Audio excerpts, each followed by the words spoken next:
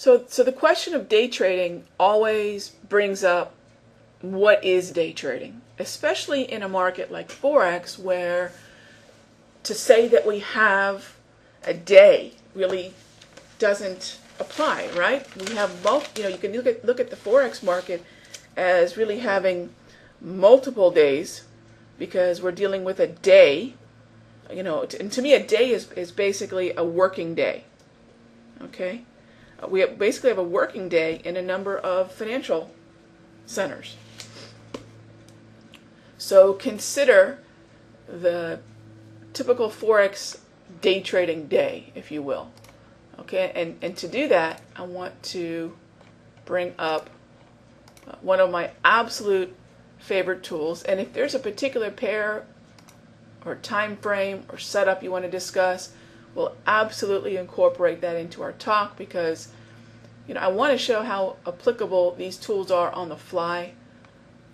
These are tools that I'm not going to sit around looking for the well-chosen example. We're talking about the market right now at a very active part of the day. I'm going to go ahead and just pick up I'm going to pick up the dollar Canada today, because that's where a lot of my focus has been. So we'll talk about some of the fundamentals swirling about the dollar Canada and day trading, as well as price movement analysis, because I think if you are going to be a short-term trader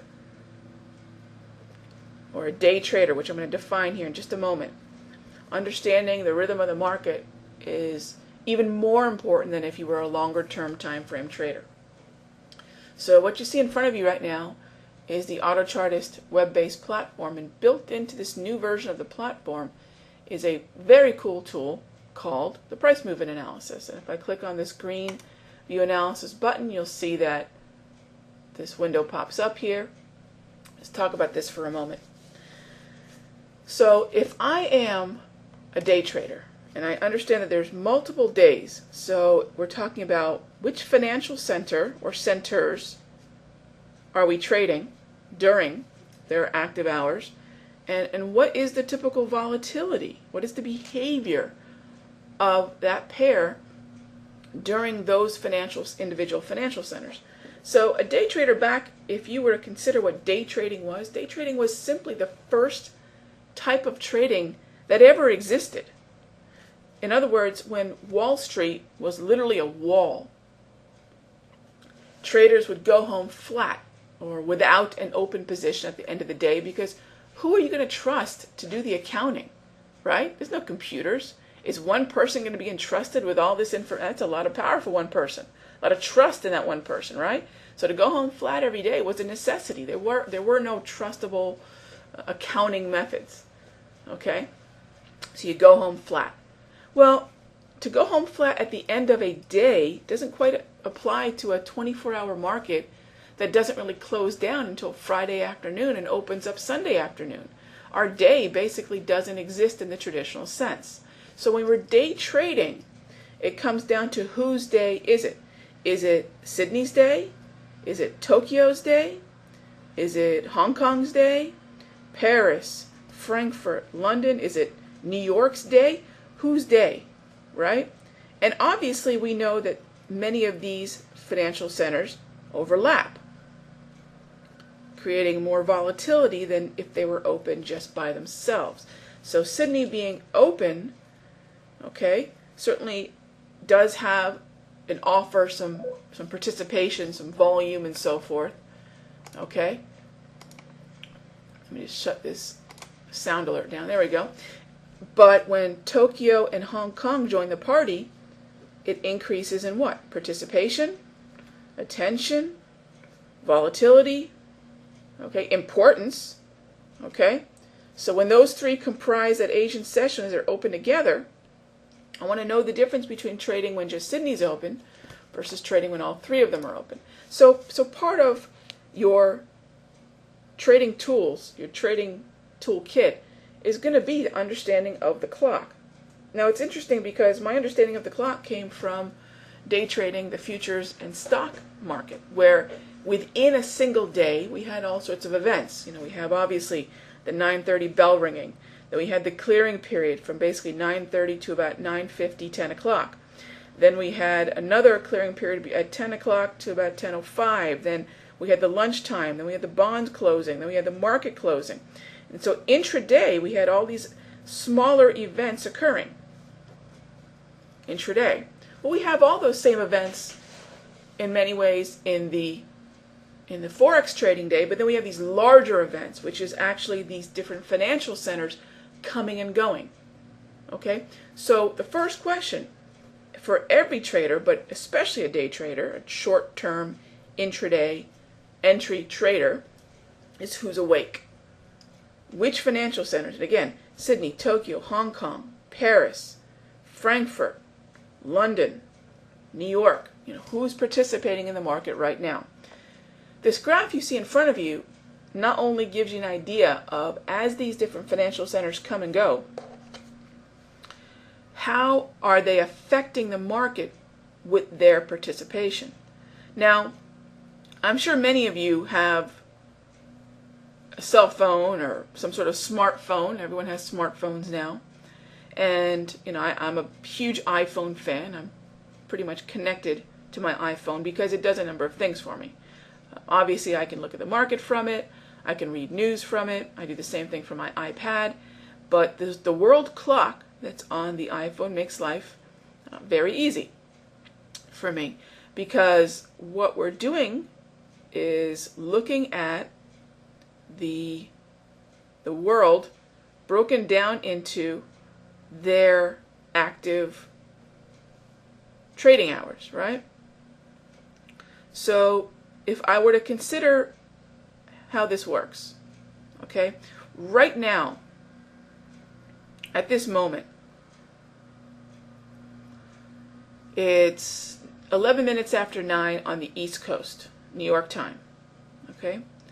It's 2:11 in London, 2:11 p.m., 3:11 p.m. in Paris and Frankfurt. It's 9 p.m.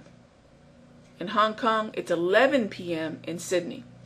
Now, as far as who's awake, Frankfurt, Paris, London, New York. Now, obviously, Frankfurt, Paris, and London are on the latter part of their days. They're working into their mid-afternoon, while we're just getting started here in New York. Okay, and the west coast of the United States hasn't even begun, really, to wipe the sleep from their eyes. All right? So who's awake? Well, we're in the main part, the meat and potatoes of the trading day. So if you take a look at this graph again, with this idea of who's awake, this is basically the 24-hour day broken down into 1-hour segments. This is on East Coast time, New York time. So if I'm looking at 8, 9, and 10 a.m., this is 8, 9, 10 a.m. New York time, and take a look at the bar that basically is reflective of what we're going to see now and for the next 45 minutes. This bar here, for the most part, is the most volatile bar of the trading day. Now, a couple reasons for that. You got to take a look at your economic calendar. Whatever economic calendar you use, take a look at it. Because what you're looking at between 8, 9, and 10 is not only the New York Open, but New York joining Paris, Frankfurt, London, so the Europe and UK markets. And then on top of that, think about the economic data affecting the U.S. dollar. Now, I say the U.S. dollar not to be dollar-centric, but because the U.S. dollar is part of the majors that are the most actively traded pairs in this Forex universe. So what affects the dollar is going to affect the pairs. And the data that affects the U.S. economy is going to affect the dollar. The data that affects the U.S. equities market is going to affect the dollar, because we're determining whether risk is on or off on any given day, really at any given moment in the pairs.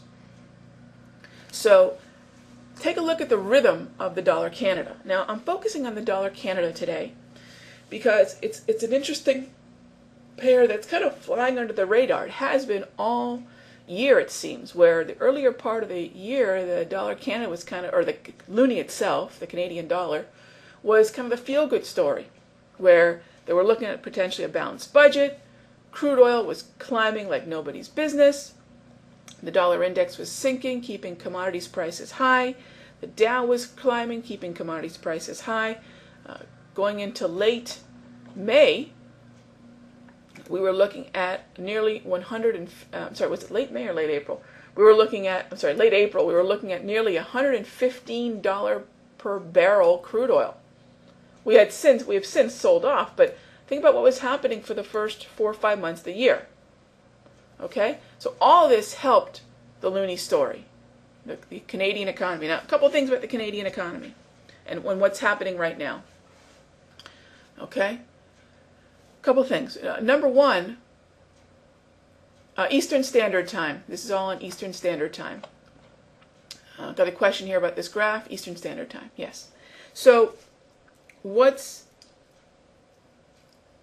interesting about what's happening in the loonie right now is I think it's benefiting kind of a resurgence because it's being perceived in many ways as a safe haven currency. And when we think of safe havens, we usually think of the franc, we think of the dollar again, but now we got to consider the loonie as part of that conversation.